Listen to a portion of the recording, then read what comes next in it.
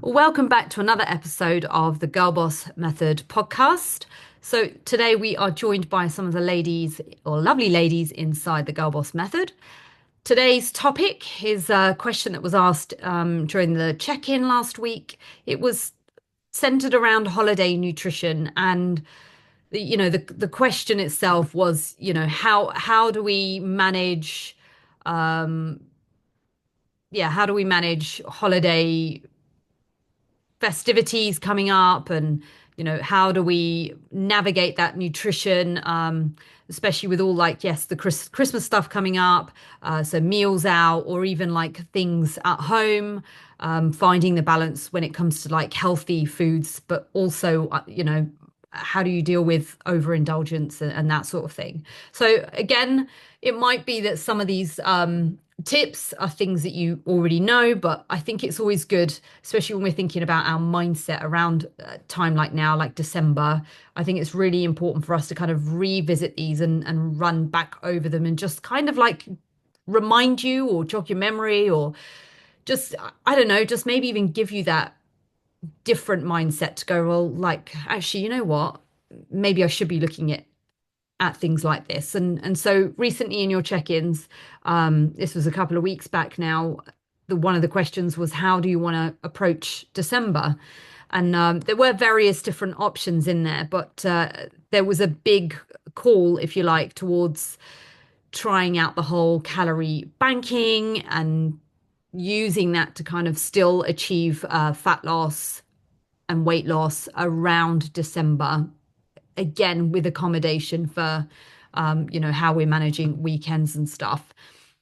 So yeah, again, another really important topic, and we'll be visiting stuff like this as we kind of go and work through December anyway. So firstly, the topic title: balance over restriction, right? So I think it's really important that we think about balance, and why is balance key?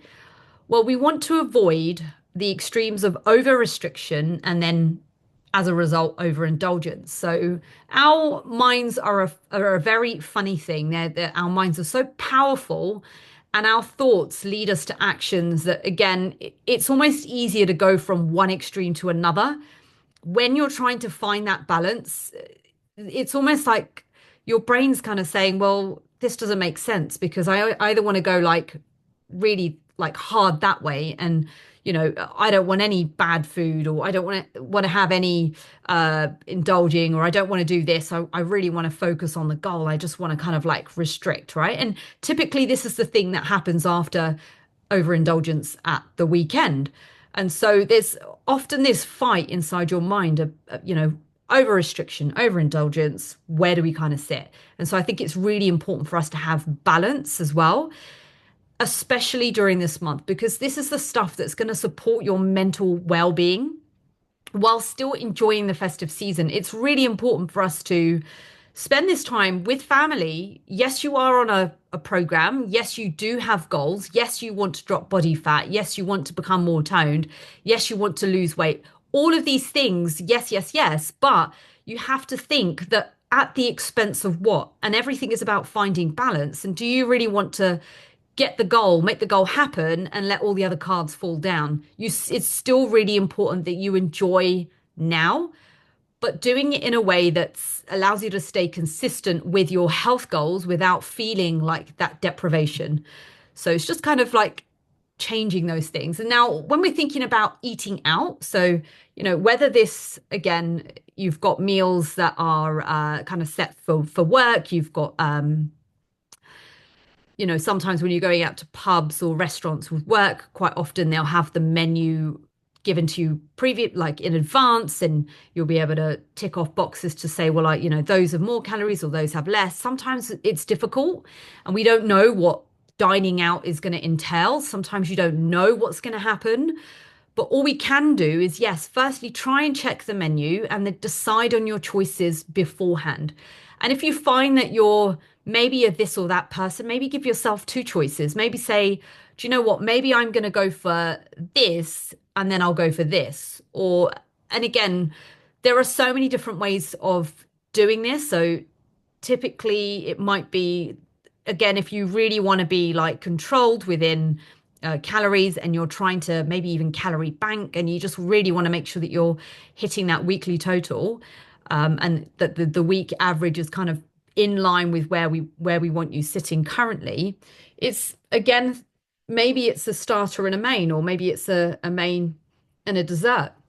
So there are various different ways that we can do this. And when you are eating out and let's say you've no idea what's going to be on the menu, just having a look at things and maybe even just choosing the healthier option, right? So again, choosing the option that's got more vegetables in, maybe even more like lean protein. And then when it does come to starters and desserts, and if you do want to have both, maybe look at sharing it. Maybe share it again if you're, I know it's difficult when you're working with a set menu, but if you are just going out for a casual catch-ups and dinners with friends, it's quite nice to be able to like pick things, and that's the whole purpose of going out and eating together and enjoying that company is actually being able to share things as well. And I think that's really nice, not thinking, right, I've got to have a whole of that and the whole of that. There are ways of kind of accommodating both as well. And then yes, again, when we're thinking about indulgence, and when we're thinking about drinks or desserts or appetizers, when it comes to drinks, looking at the lower calorie soda option or maybe even diet, one thing I will say be mindful about is maybe even the caffeine content of some diet sodas. So typically when you are going out to eat, if it's Diet Coke on the menu, although there's 0 calories in there, what's the effects of caffeine going to do in the evening? How's that going to affect you when it comes to getting a good night's sleep? So just also thinking about that mindfully. What I've noticed, and again, depending on where you go to eat, is they might not have a 0 calorie option, but they'll have like a lower calorie option. One of my favorites for going out is obviously water is free, right? Water is like you can have as much as you like within reason. Um, but ginger ale or low calorie ginger beer, or sometimes they do like lemonades. I think even Sprite is quite good. Sprite, maybe even a diet Sprite. I don't think Sprite typically contains caffeine, which potentially is a good option as well. So yes, diet sodas are good, but just be mindful about, having caffeine in the evening. You don't want something that's going to throw your sleep off and then you can't get to sleep. And then the next day, because you've had no sleep, suddenly your hunger cranks up. And then when we are thinking about these dining out choices, take your time. Don't be the first one to like get through your food. Take your time, have a bite, chew slowly, enjoy the experience, maybe even thinking about how the food tastes, comment on the food, have sips of water in between. There are ways that we can kind of like connect with food as well. And it doesn't have to be like just everything all at once. And, when's the next serving or the next course coming? So just take your time, allow yourself to have conversation as well within the evening. And then when you are thinking about, say, hosting, or maybe even it's somebody that you know that's hosting a meal, or you're just attending one, again, coming back to the boring stuff again, but thinking about protein, vegetables, some healthy fats as well. Greek yogurts and for dips and roasted veggies, instead of just like loading up on fries. Portion control as well. Does it mean that maybe you have smaller plates out, so you've not got big plates that just it's easy to kind of just go for everything, especially if things are like buffet style. Another thing, again, when you are hosting, yeah, so even things like the desserts as well, like people love fruit. Fruit salads are great. Veggie platters are great. Always allow those options there. And yeah, coming back to dessert. So whether you're out at a friend's or you're hosting or you're out at a meal in a restaurant, again, share the options, smaller servings, maybe even choosing the healthier twist dessert. So things like sorbets and stuff are quite good. And then, yeah, again, if you are going to be, if you're vegetarian, like many of us are vegetarian, veggie inclined, vegan, what have you, or maybe you do eat meat, but you just don't like so much of it. Again, typically when you do go out to eat, the veggie options might well be higher in things like your carbs and your fats. So it's important to try and think about getting some protein in earlier on in the day. So yeah, back to sort of planning ahead and sort of planning to succeed. So as we've talked about already, calorie banking. So eat lighter earlier, save your calories for later. Don't completely starve yourself. You want to make sure that you're not going to an event super hungry. So again, avoid hunger. Get the protein in before. One of my hacks is literally a scoop and a half of protein in some water, and that just really kind of as a vegan myself, if I don't know what's on the menu, how do I know if I'm actually going to be able to satisfy any protein within that meal? I have to kind of bank it in advance or beforehand. And again, that will stop the kind of the drive to kind of overindulge. Water, staying hydrated, and again, prioritizing the protein, the veggies, keeping you fuller and more satisfied. So, yeah, with the fiber too. And I thought I'd throw this back in here, okay? Because this is something that we can always revisit, but I stay consistent and allow for flexibility whilst reaching my goals. So again, just a nice little picture about how calorie banking might work based on where you are and how you want to approach this month. So you can have some high lows and some high days and some low days. Okay.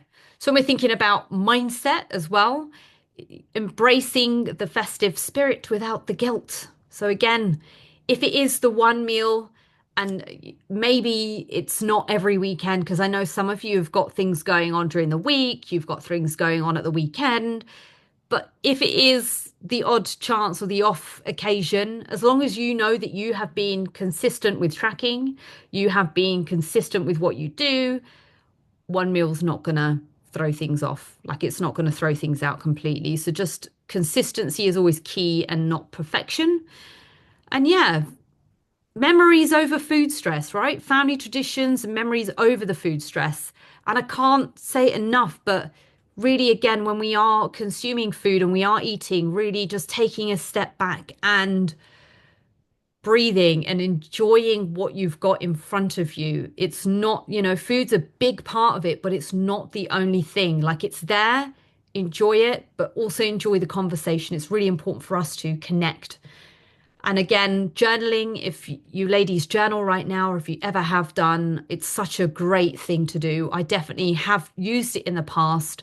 But again, thinking about what this time means to you, what does it mean to you? Is it all just about food? Is it about connecting with friends and loved ones? Like, what is it that you're really trying to focus on over the course of this month? And then, yeah, just, your holiday nutrition toolkit. Plan your indulgences mindfully, stick to some non-negotiables. And even with your non-negotiables, you can stick them on a sticky note. You can put them, maybe even save it on your phone as a screensaver. Hydration, movement, and sleep. Sleep is so important. Sleep really does help us with so many different things. I think when you are lacking in sleep, your hunger is going to be driven up as well. So that's something to consider. And I know it's really difficult for us ladies, especially when there's stress and there's hormones and there's all sorts of things going on. But really try and firstly encourage or optimize sleep opportunity, which isn't the actual sleep, it's the opportunity for sleep. So we think about all the things that we do before you get to bed and before you actually go towards sleep. It's brushing your teeth, it's, getting your shower in or having a bath or drawing the curtains or having a last minute tidy up downstairs or plugging the sink with deep cleaning stuff or whatever it is that you girls do just at the end of the night, having a tidy up, getting away from the blue light on your phone. It's really important that those are the things that are going to help us and are making sure that your room is at an adequate temperature, it's not too hot, etc. Get away from your phones, read if you can, do a tidy up, take your mind off trying to focus on that, and hopefully that can help. But yeah, stick to some non-negotiables, whatever those are for you. If it's walking around the block, if it's stretching, if it's, am I staying hydrated? Am I focusing on one thing? And yes, prioritize protein and your vegetables in your meals. Enjoy without guilt. Focus on the progress, not the perfection.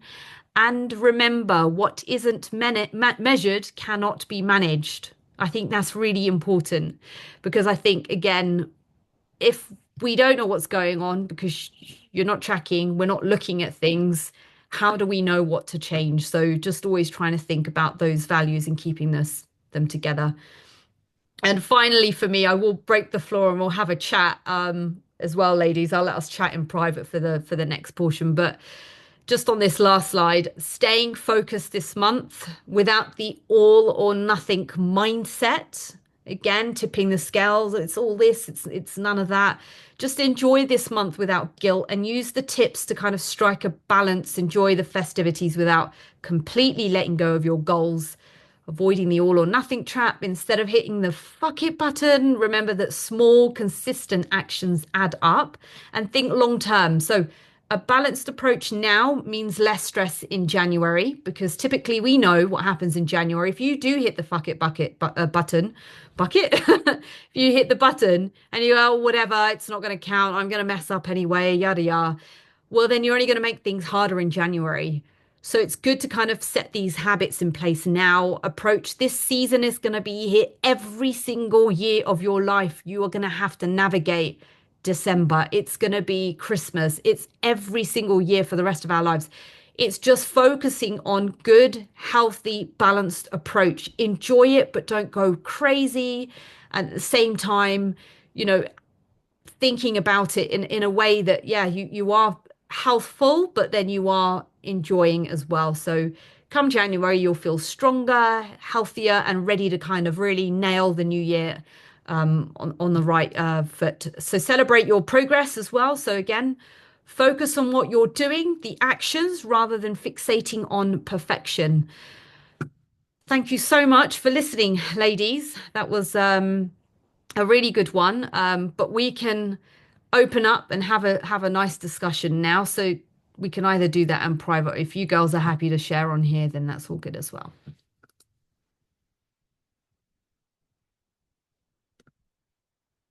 And for those of you that have been listening, this has been the Girl Boss Method. Thank you.